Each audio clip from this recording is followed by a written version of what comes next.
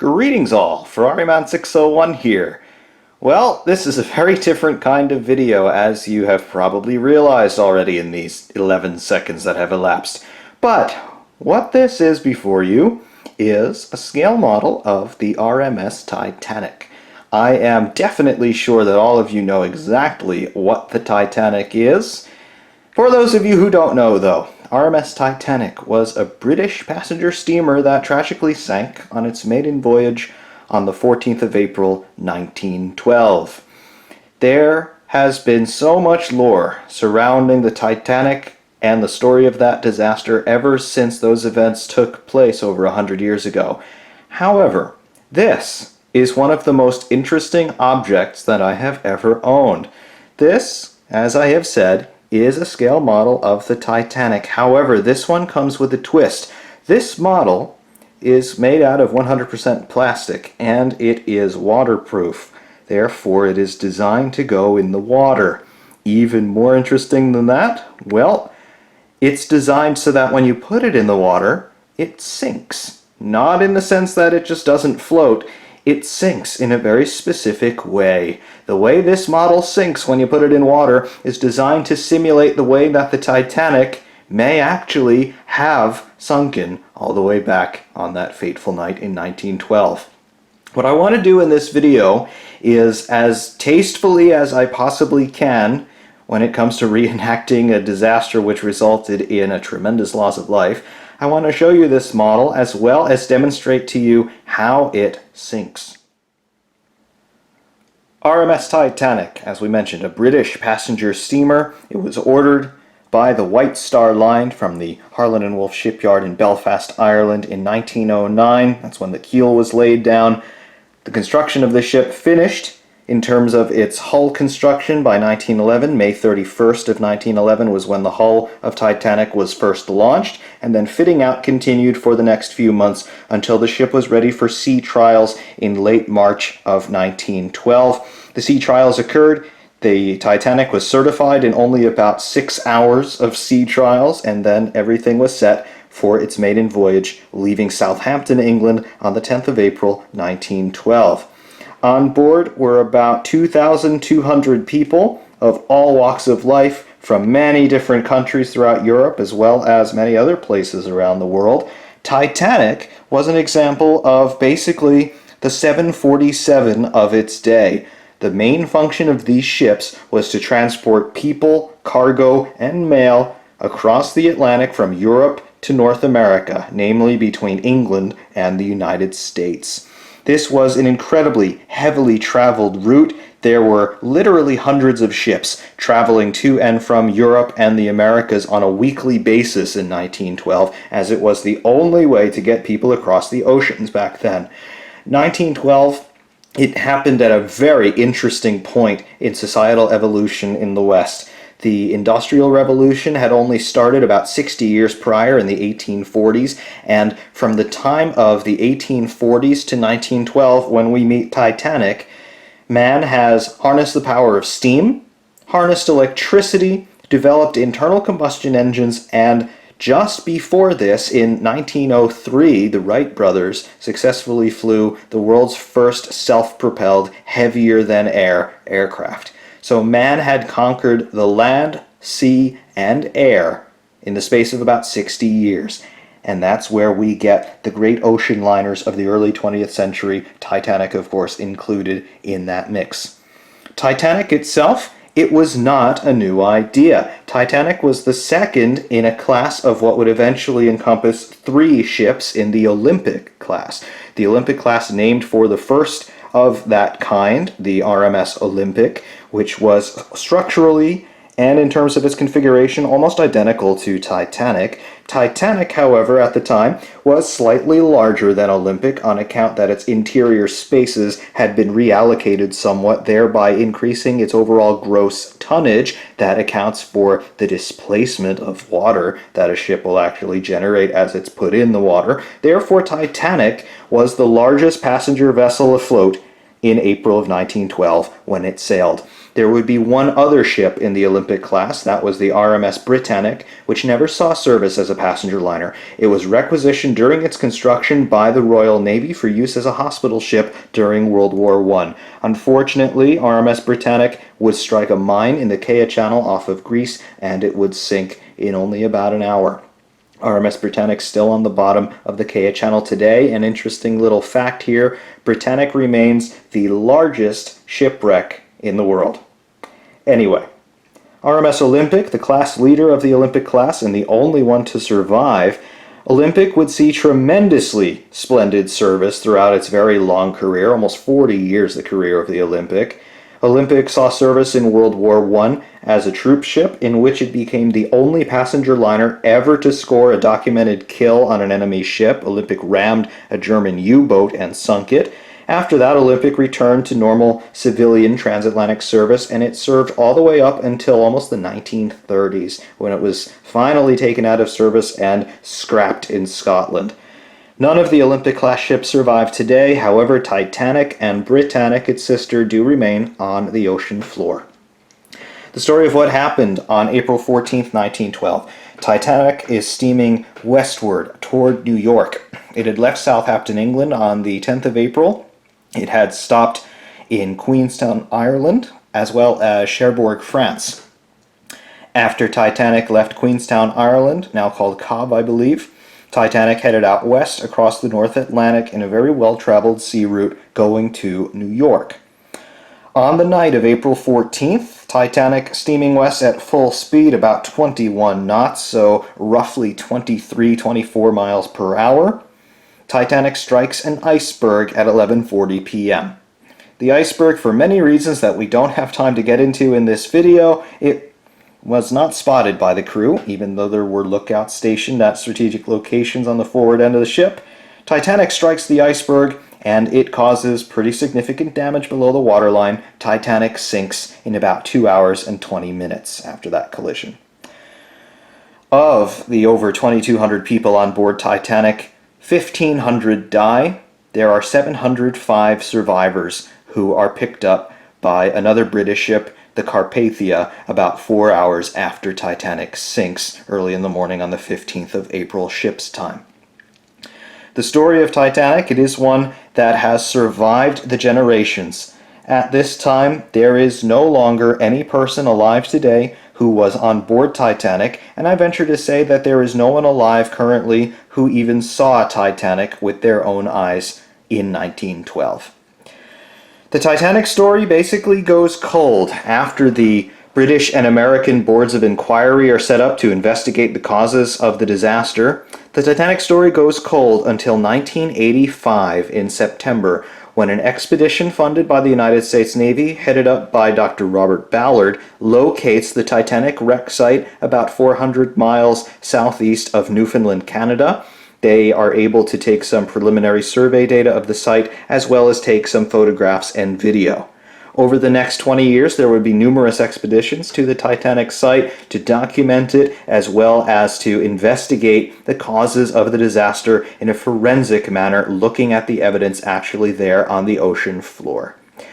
The results of the survey, some of them are inconclusive. However, there were a few big question marks resolved. The most important one was survivor testimony was in disagreement as to whether or not the ship broke in half as it sank.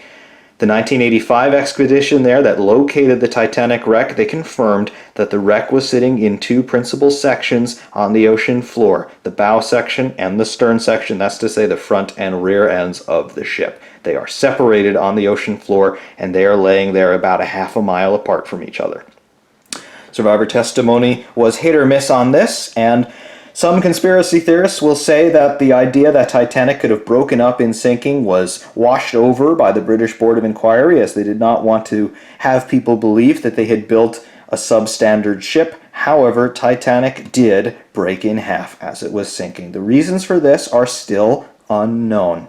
However, it suffices to say that the ship was put in a situation that it was never designed for, and the structure had to fail. It's as simple as that. Anyway, What we're going to do now is take a little bit of a closer look at this model, show you some of its features, and of course we're going to sink it.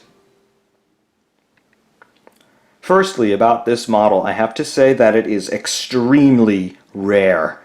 This model was produced in the late 1990s as part of a little book series that was sold in a number of book retailers here in the United States and I believe elsewhere in the world. It only had one production run. Therefore, this model is not for sale anymore. You cannot find it new in any retailers. Sometimes they do make their way onto the assorted internet auction sites and they can fetch a lot of money. I have seen listings for these models for upwards of 5,000 US dollars. Therefore, this makes this potentially the most expensive single non-utilitarian object that I own.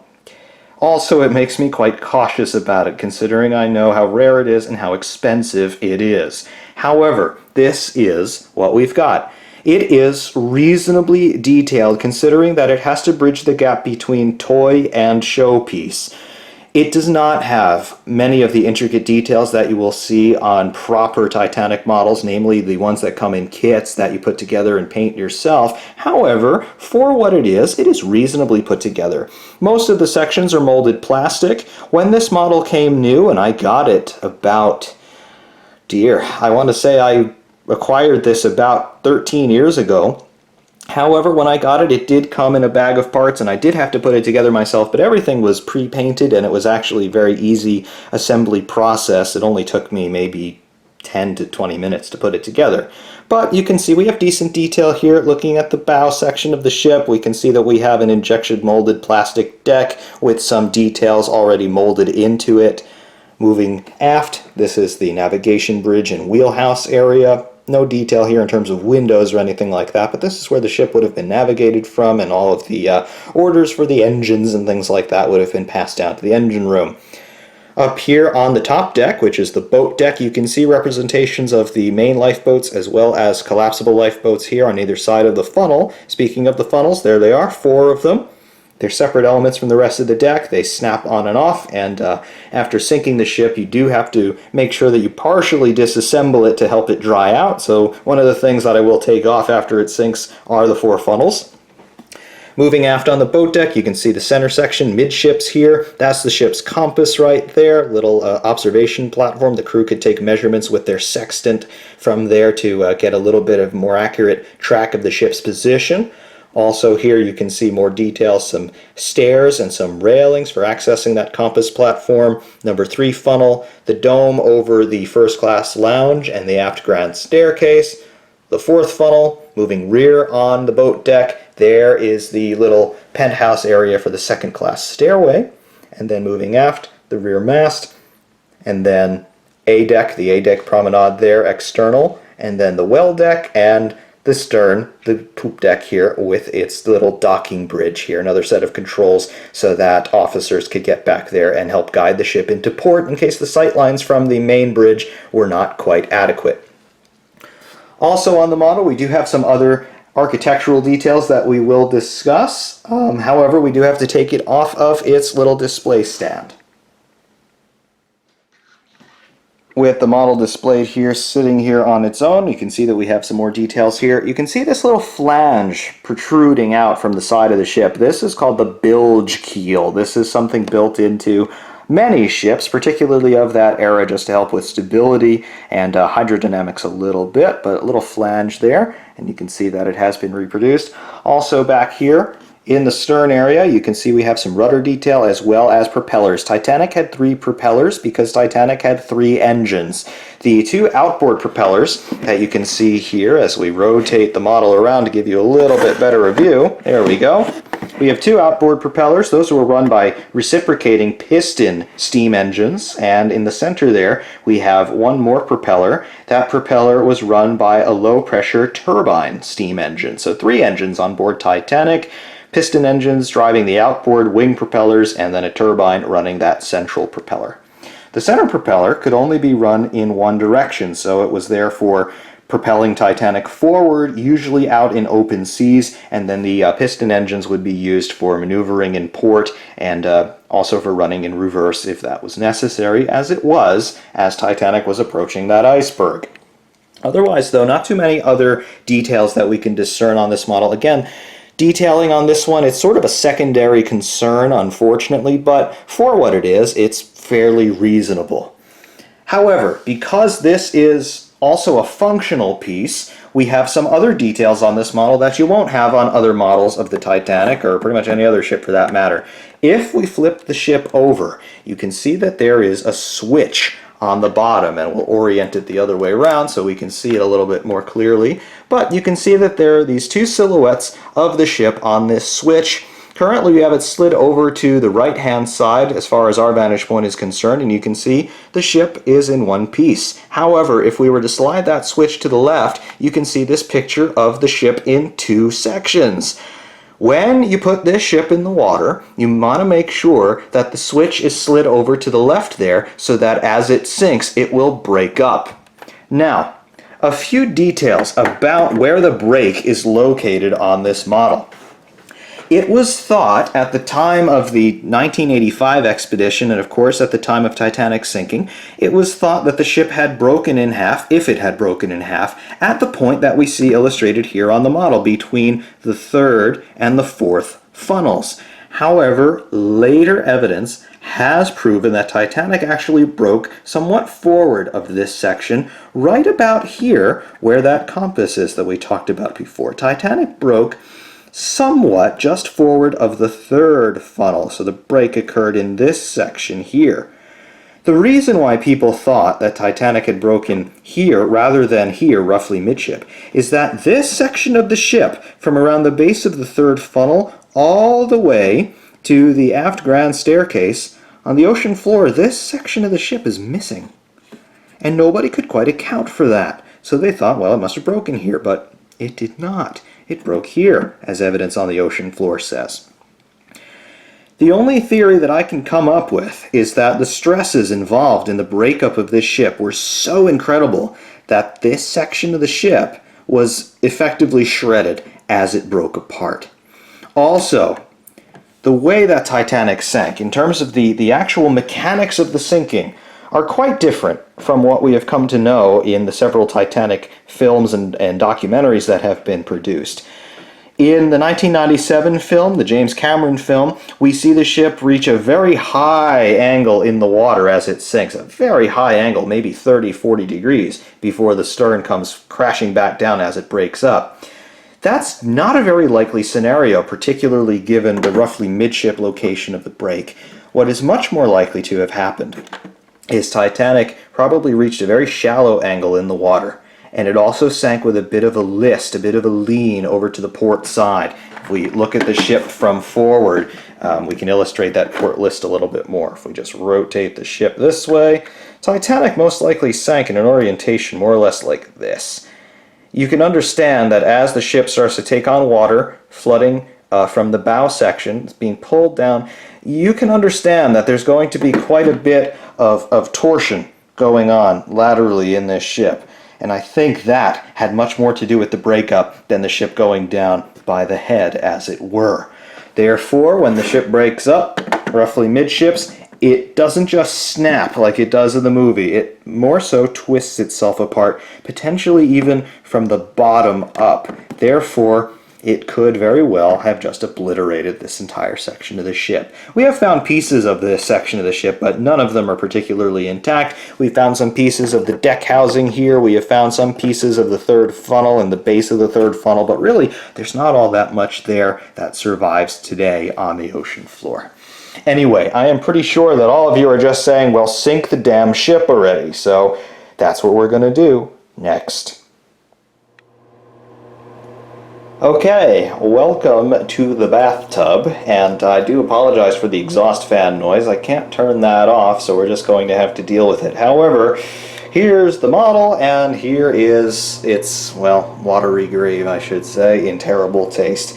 However, what we've got to do is flip that switch over to the right now from our angle and place the ship in the water. It sinks somewhat quickly. It also doesn't sink in particularly an accurate manner in terms of the way I was just describing in terms of the ship breaking from the bottom up. There is very interesting testimony from one of the eyewitnesses, one of the survivors of the event, Jack Thayer. He was a bit of a sketch artist, and he drew a sketch of what he had seen on board the Carpathia, the rescue ship. After he was rescued, he drew that sketch on April 15th, 1912, and what he shows is he shows the ship breaking in the middle. However, he shows the bow coming up out of the water as it breaks, and the stern rising up out of the water as the ship is breaking. So it's an interesting little bit of first-hand evidence that does support the idea that the ship broke at a lower angle in the water, and also perhaps broke from the bottom up. Also compounding that idea is that on the wreck site, particularly at the rear end of what is now the bow section, the upper decks are mangled, but the lower decks are almost completely cleanly separated, almost as if they had been cut with a knife. So interesting. This does not sink in that matter, but we're going to show you how it does sink. Alright, so our switch is moved over to the unlocked breakup position, as we can see here. And we place it in the water, and we show you how it sinks. Also, you can see that a little hole has opened up in the bow section here. That does not at all approximate what the actual damage from the iceberg collision most likely was, but it's there for dramatic effect. Anyway, in the water with us.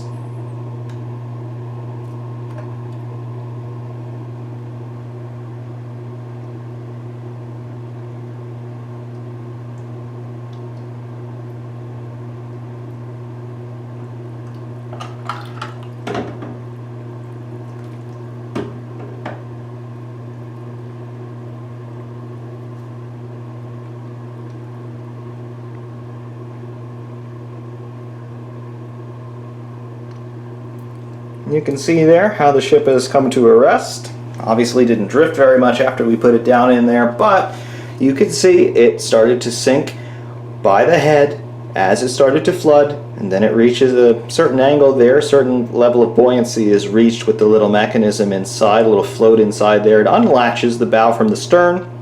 The bow already flooded, just sinks like a rock. The stern has not really flooded yet by that point. So obviously it will remain floating for a few more seconds and then it sinks. Obviously it does not break up where the ship actually broke up, but the effect, it's definitely there. And of course, with the ship recovered, it goes back together in a snap and it's like nothing ever happened. We'll do it another time.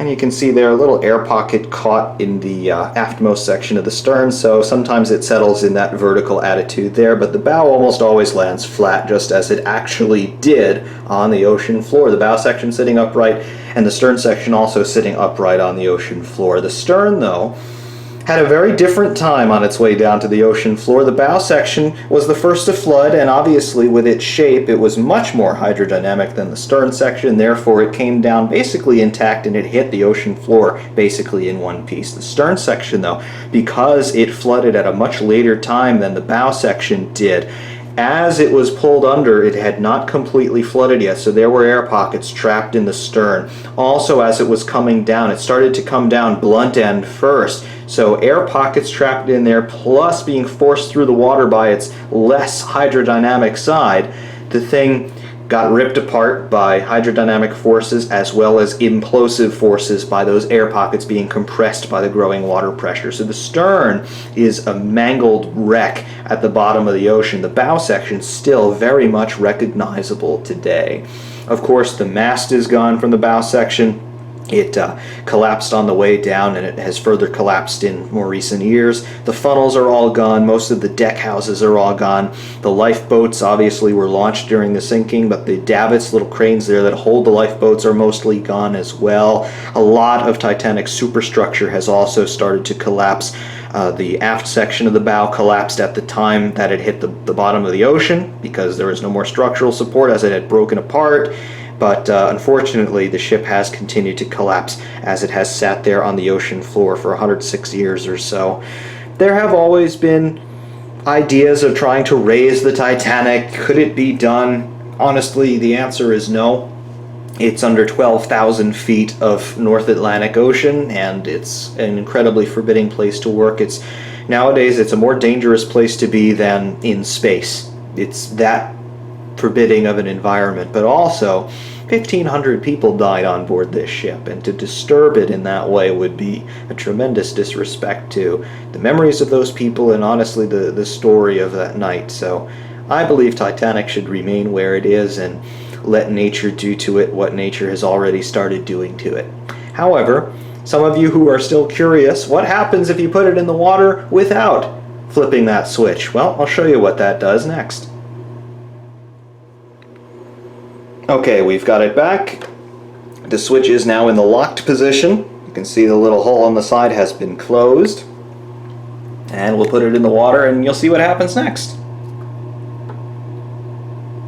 You can see more or less it floats. There's still a little bit of water inside, so it does have a port list, quite ironically, as Titanic actually did have as it was sinking. There's the port list. It's leaning to the left side a bit, but you can see that it is still afloat. Now it is sinking. You'll see that actually the stern is getting a little bit lower in the water now, so it is actually going under very slowly, but yeah, water's coming over the poop deck now, aft well deck, and yep, going down by the stern. It's hit the bottom, continuing to flood, and it goes down, but in one piece this time. So that's what can happen if you sink it with the locks engaged. It will go down in one piece and even backwards. So that also happens. It's not an exact science, but I do have to say it is a very, very cool little piece of memorabilia. And one more time, sinking it as it is intended.